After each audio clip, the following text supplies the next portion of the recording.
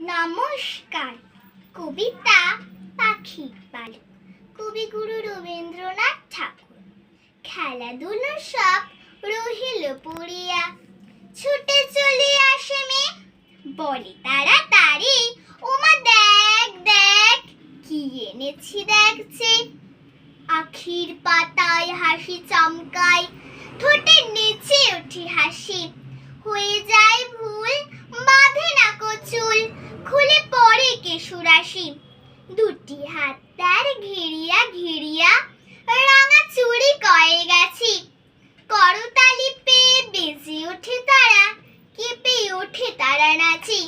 মায়ের গলায় বাহু দুটি বেঁধে কোলে এসে বসে মেয়ে, পরে তাড়াতাড়ি ওমা দেখ দেখ কি এনেছি দেখছে।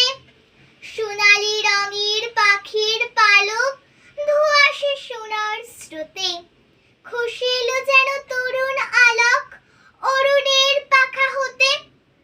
নয়ন ঢুলানো কোমর পরশ, ঘুমের পরশ যথা, মাখা যেন তার মেঘের কাহিনী, নীল আকাশের কথা।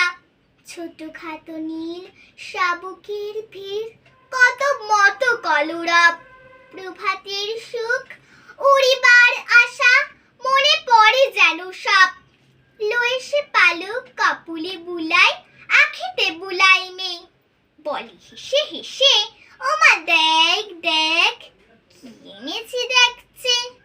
মা দেখিল চেয়ে কহিল হাসিয়ে, কি বা জিনিসের ছিঁড়ে ভূমিতে ফেলিয়া গেল সে চলিয়া, আর না চাহিল ফিরি।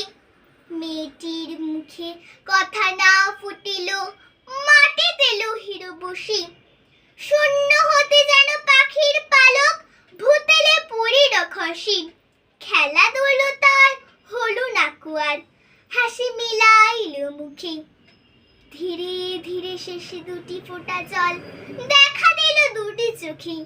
পালকটি লয়ে রাখিল লুকায়ে, গোপনের ধন তার আপনি খেলিত আপনি তুলিত, দেখাতো না কারে আর। নমস্কার।